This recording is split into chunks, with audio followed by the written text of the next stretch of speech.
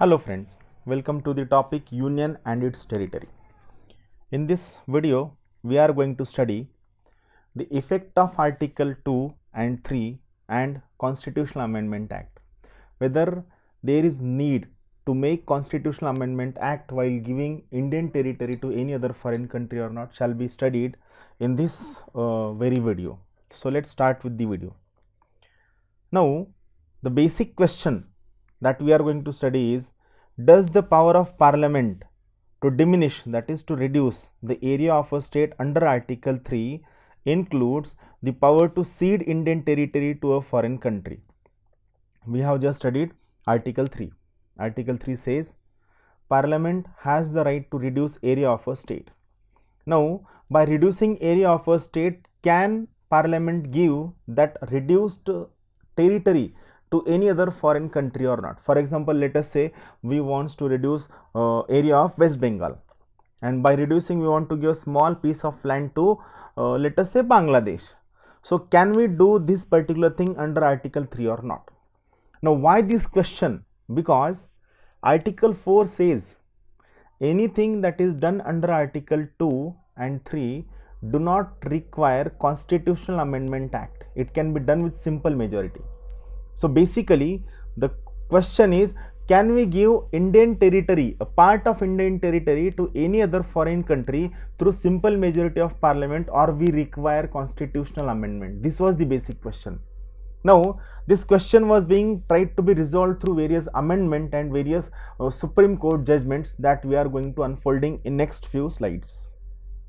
See, basically this question came in Berubari Union case of 1960. Berubari is a place in West Bengal, and in 1960 we wanted to give this place to Pakistan. India wanted to cede this territory known as Berubari to Pakistan, that is East Pakistan of that time.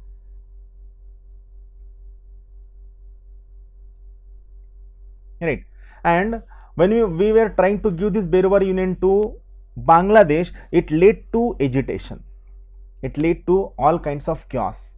Then we had to go for presidential reference. What is presidential reference? Under Article 143 of the Indian Constitution, Indian President can seek advice from Supreme Court. So here President seek advice from Supreme Court whether they can give this Berubari Union to East Pakistan without having constitutional amendment or not. This question was there. So in this particular case, when presidential reference was made to Supreme Court said the power of parliament to diminish or to reduce area of a state under Article 3 does not cover cession of Indian territory to any other foreign country. It means, as per Supreme Court, under Article 3 we cannot give Indian territory to any other foreign country. To give Indian territory to any other foreign country, we need to make a Constitutional Amendment Act. This was the basic order passed by Supreme Court. So Indian territory can be ceded, that is can be given to a foreign state only by amending the constitution under Article 368. Accordingly, to give this Berubari Union to East Pakistan, 9th Constitutional Amendment Act was passed in 1960s, and this Berubari Union was given to East Pakistan.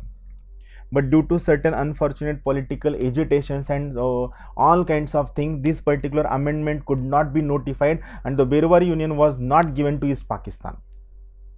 Now, this was the basic case. So, what was the conclusion? If India wants to give its territory to any other foreign country, this territory cannot be given to any other foreign country under Article 3 of the Indian Constitution. If India wants to cede or to give its territory to any other foreign country, India has to go for constitutional amendment under Article 368. This was one judgment of Supreme Court. Also again in 1969, Supreme Court gave another judgment.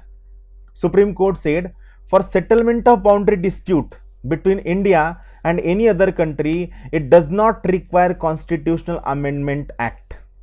See, to give Indian territory to any other foreign country, you need Constitutional Amendment Act.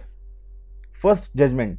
But If you want to settle a boundary dispute between India and any other foreign country, it does not require any constitutional amendment act, and this boundary dispute can be settled just by executive action. It means it is by the signature of Prime Minister plus Council of Minister.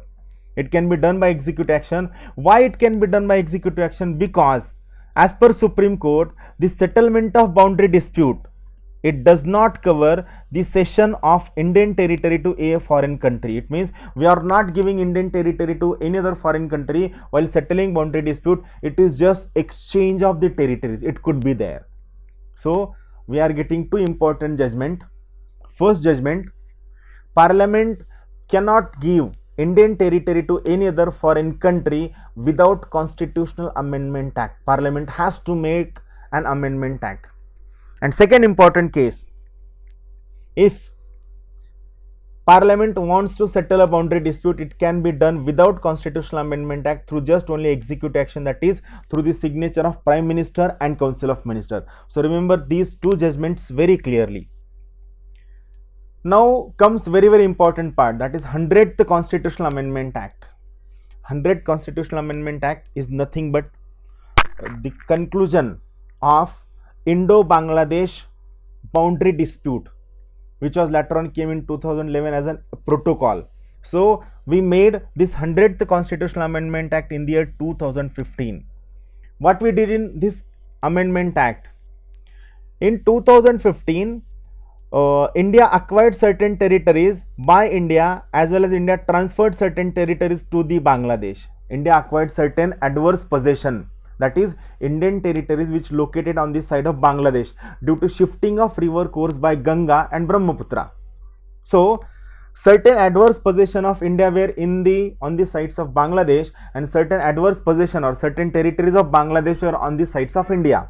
So we made this 100th Constitutional Amendment Act to settle this boundary dispute. Here in this case, India transferred these enclaves to the Bangladesh, whereas Bangladesh transferred 51 enclaves to India. Here one spelling mistake is there. It is written enclose. It is not enclose. It is enclaves. What is enclaves? Enclaves are a territory surrounded by foreign territory. Like if this is part of India, this shaded portion is part of India and it is surrounded by Bangladeshi territory, then this shaded portion is called as enclave. So Bangladesh transferred 51 enclaves to India. India transferred this amount of enclaves to the Bangladesh under 100th Constitutional Amendment Act. It involved transfer of adverse possession. This is important. It involved demarcation of 6.1 kilometer of undemarcated border stretch. See, first it was transfer of enclaves. Second, it involved demarcation of 6.1 kilometer of undemarcated border stretch. Third important thing, it modified the provisions relating to territories of 4 important states. You must know the names of these 4 states. The names of these 4 states are very important from prelims point of view. The 4 states are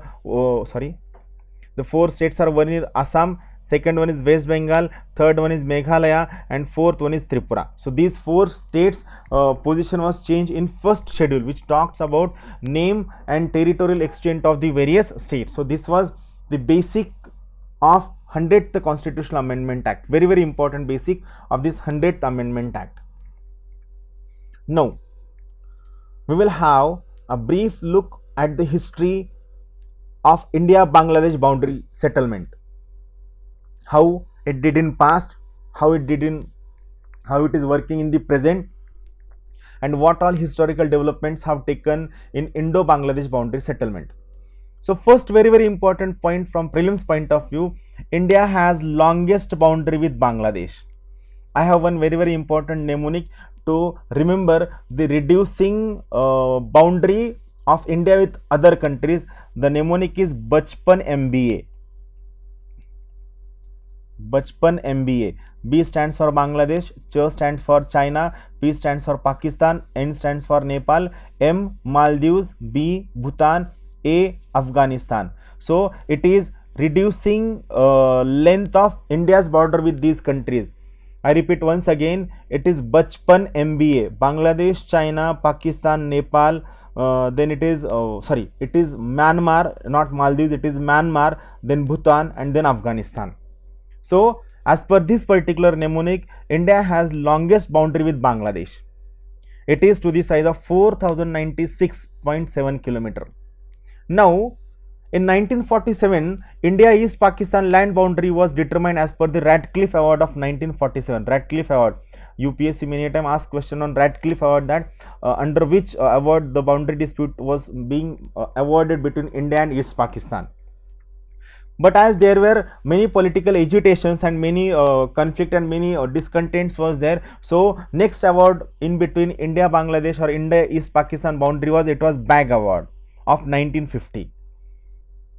Again, to resolve this dispute, third award came. It was Nehru-Noon Agreement of 1958.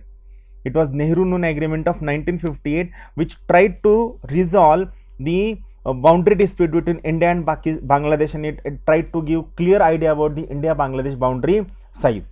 So first it was Radcliffe Award of 1947. Try to remember year wise. Second, it is Bag Award of 1950. Third, it is Nehru-Noon Agreement of 1958. But still many contentions, many conflicts were there. So we made 9th Constitutional Amendment Act of 1960, in which Birubari Union conflict was discussed, and we gave Birubari Union to East Pakistan, but it could not be notified as political agitations were going on and it was not supported politically inside India, so it was not ratified.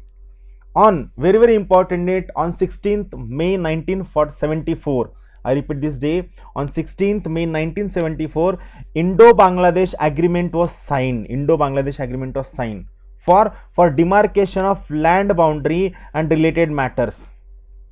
Again, this land agreement was not ratified, it was not passed, as it required transfer of territory, which requires a constitutional amendment act. So again, this particular thing was not passed. It is 16th May 1974. Then on 6th of September 2011, we signed a protocol which we can say a sequel to this agreement between India and Bangladesh. So we signed a protocol on 6th of September 2011, which forms an integral part of the land boundary agreement between India and Bangladesh, which was signed in the year 1974. Now what were the objectives of this protocol of 2011? It covered the various issues like demarcation of undemarcated boundary, the territories in adverse possession like enclaves. Then third one, it is exchange of enclaves. The protocol was prepared with the support and concurrence of state governments of, one is Assam, second is Meghalaya, third one is Tripura, and fourth one is West Bengal. Try to remember names of all these 4 states. They are very important from prelims point of view. One is Assam, second is Meghalaya, third one is Tripura, and fourth one is West Bengal. These are the 4 important states. So thank you very much for this video. Keep watching, keep sharing the videos, and all your suggestions are welcome. Thank you very much. Have a good day.